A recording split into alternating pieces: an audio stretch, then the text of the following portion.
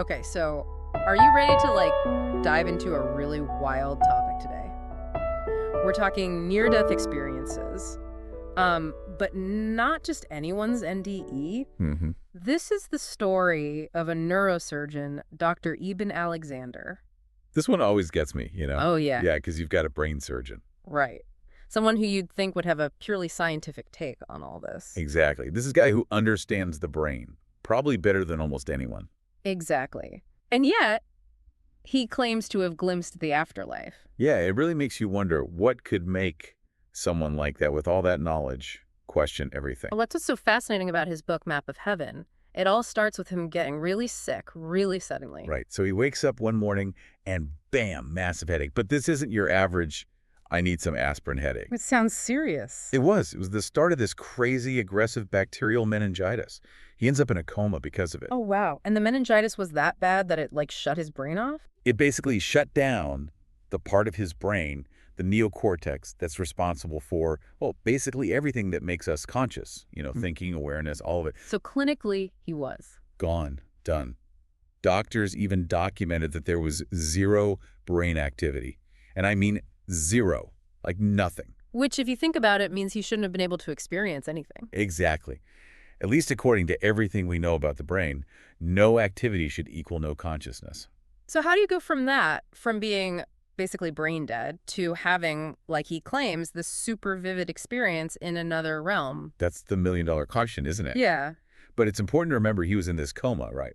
And during that time, he has this incredibly detailed near-death experience. So if his brain was offline, what did this experience actually look like? Was it the classic tunnel of light? Well, it's interesting you say that because it didn't start with a bright light. He actually describes being in this really dark, formless place at first. Really? No angels singing? Not even a glimpse of heaven? Nope. He's very clear that it wasn't like the stereotypical hell either, just this weird primitive state of being. Think of it like, I don't know, being somewhere with no rules, no structure, none of the things we experience in the material world. It's hard to even imagine what that would feel like. He actually talks about that, how our language, our words, they just fall short when you're trying to describe these other realms. It's like trying to explain color to someone who's been blind since birth. Exactly. But even in this formless void, something happens. He becomes aware of this light. A spinning melody, he calls it. A spinning melody. That's a really interesting way to put it. It sounds both visual and, well, melodic. Right. And that gets at something key about this experience. It was multisensory, like a blend of senses that we just don't really encounter in our normal lives. So the spinning melody, what does it do? It acts as his guide, pulling him towards this rip in the darkness. And through that, he enters this incredibly vibrant valley. Okay, I gotta ask, what did this valley look like? I mean, how do you even begin to describe something like that? He talks about how much more real and tangible everything felt compared to our everyday experiences. Imagine super vibrant greenery, waterfalls, crystal clear water. Like a utopian paradise. It's interesting you say that because he actually uses really specific sensory details to describe it. He compares it to, get this, the smell of fried chicken. Fried chicken, really? Yeah, or the way sunlight glints off of metal. Almost like he's trying to ground this incredible experience in something relatable. Yeah, like his brain, even though it's supposed to be offline, is still trying to interpret all this in a way that makes sense. It makes you wonder what that says about consciousness itself. That's a huge part of what he grapples with after the experience. He starts to think maybe consciousness isn't something that just comes from the brain. Like maybe it exists independently. Right, and our brains are just receivers, Yep. filtering and processing it. Wow. Okay. So it's not just that he went to this beautiful place, it's that the experience itself made him question the very nature of existence. Exactly. And that feeling, that interconnectedness, it just keeps growing as he explores this valley. He talks about this feeling of unity with everything, which he says is the total opposite of how we see things in the physical world. So no separation between him and anything else. Exactly. He actually describes riding on a butterfly's wing, surrounded by tons of other butterflies just soaring through this incredible sky. Wow. I can't even imagine. It must have been overwhelming. He actually describes it as incredibly peaceful and joyful, like this wave of love and acceptance just washing over everything. He even hears these angelic choirs. Angelic choirs. Yeah, Like a symphony, but not just something you hear. He describes it as something you feel through your entire being. That's amazing. So he's seeing crazy things, hearing beautiful music, feeling this incredible love. Did he actually, talk to anyone in this place, interact with anyone? He does. He talks about this really significant encounter with a woman. She's the one who kind of acts as his guide throughout all of this. Ah, this is where the woman on the butterfly wing comes in, right? That's her. And the way he describes their connection, it's more profound than any earthly bond. He says he felt this overwhelming love and acceptance coming from her. So who was she? What was her message to him? Well, that is a story for part 2 of our deep dive. Okay, so last time we were talking about this woman, this guide, who Dr. Alexander meets in this other realm. And he feels this really powerful connection with her. It's like she's the key to understanding it all. What happens next? Well, and this is another thing that makes his story so unique. They don't really talk. At least not with words. So like telepathy. Kind of. It's more like a direct transmission of like pure thought and emotion. It's like they say, right. Sometimes words just get in the way. Totally. Yeah. It makes you wonder if language is actually limiting us somehow, especially when it comes to these bigger concepts. Yeah. But even without actually speaking, he understands her message. He does. She tells him that he's loved, he's cherished, that there's absolutely nothing to be afraid of. Imagine hearing that, feeling that, especially when you're basically, dead to the world. It really makes you question what's real, doesn't it? He's supposed to have no brain activity, yet he's having this incredibly profound experience. What does that even say about consciousness? That's exactly what he struggles with. After this whole thing, he comes back convinced that consciousness is bigger than the brain. So he wakes up from this coma changed. He does, Mm-hmm. but it isn't gradual. He describes it as this sudden return to awareness. One minute he's in this valley, the next he's back in his body, eyes open, but with zero memory of his life. Whoa, like a total system reset. It's pretty wild. And you would think, with how sick he was, there would be some brain damage. Right. But his recovery is practically a medical miracle. Like, doctors are baffled. He regains everything. His memories, all that medical knowledge, even his surgical skills come back. Wow, but you're saying he wasn't exactly the same. Exactly.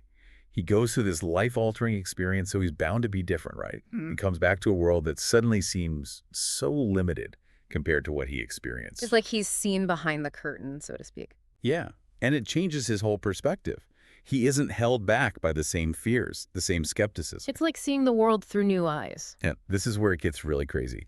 A few months after he recovers, he gets this photograph that changes everything. What was in the photo? So remember, Dr. Alexander was adopted. He didn't know anything about his biological family. You're right, right. He said he managed to find some of them, though. He did, before he got sick. And after he gets out of the hospital, one of them sends him a picture. Okay. His biological sister. No way, you mean? Yeah, the woman on the butterfly wing. Betsy. His sister. You've got to be kidding me. This woman, his guide, who showed him all this, who emanated all that love and acceptance, it was someone he was actually connected to in this world. It's mind-blowing, right? And for Dr. Alexander, this wasn't just some random coincidence. It was like proof. Of course. Seeing her picture, it must have made it all feel even more real. Exactly. This wasn't just his imagination going wild while he was sick. He really met his sister in another realm. That's incredible. But I'm sure some people didn't believe him. Here you have this top neurosurgeon claiming he met his dead sister. How did he even reconcile this whole thing with his scientific background? And what about everyone else? How did they react to his story? That's the big question, isn't it? How do you make sense of these experiences, these impossible things, when science doesn't really have the answers? And that, I think, is something we should talk about. So we've got this incredible story, right? This neurosurgeon with this really intense near-death experience. And then to top it off, there's this photo that connects it all back to, a real person, his sister. But he's a scientist. So how does that all fit in with his scientific background? Did people believe him? Yeah, it's like, how do you square those two things? On one hand, you have this lifetime of studying the brain, believing in what you can see and measure. And then on the other, you've got this experience that just blows all of that wide open. Right, exactly. His book, Map of Heaven, it caused quite a stir. Some people ate it up. They saw it as proof of an afterlife, of something beyond what we can currently understand scientifically. Which makes sense. Yeah. And then you have the skeptics. Oh, I bet. The people saying, well, hold on, this is just the brain messing with him. He was sick. His brain was deprived of oxygen. They saw it as a hallucination. Which is kind of the go-to explanation for a lot of these stories, right? But then there are those people who have had similar experiences. Exactly. For them, it's like, see, I'm not crazy. This stuff is real. Mm-hmm. It validates their own experiences. So it's like Dr. Alexander's experience becomes this huge question mark about what we think we know about life, death, and everything in between.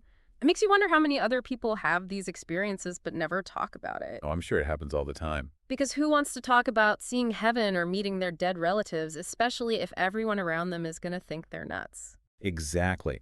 And even if you did want to talk about it, how do you even put that into words? These experiences, they're so outside of our everyday understanding. Yeah, it's like trying to describe a dream. You wake up and you're like, it all made sense then. But good luck explaining it to someone else. Exactly. And yet, here's Dr. Alexander putting it all out there in a book, challenging everyone to rethink their assumptions. Which is really kind of brave when you think about it. He's risking his reputation, his career, to share this really personal experience. And I think that's what makes it so powerful, whether you believe him or not. Yeah. He's opening up this conversation about consciousness, Right. about the possibility that there's more to our existence than meets the eye. It's like he's saying, hey, maybe we don't have it all figured out. And that's a good thing to be reminded of every now and then. Absolutely. It's about staying curious, staying open to new possibilities, even if they make us a little uncomfortable. So as we wrap up this deep dive into Dr. Alexander's experience, I think the biggest takeaway is this. What else is out there? What mysteries haven't we even begun to explore? And maybe more importantly, how can we be more open to hearing those stories, to having those conversations, even if they challenge our beliefs? Because at the end of the day, it's that sense of wonder, that drive to understand the unknown that makes life so interesting. So to everyone listening, keep asking those big questions, keep exploring, and keep sharing those stories. Until next time, happy diving!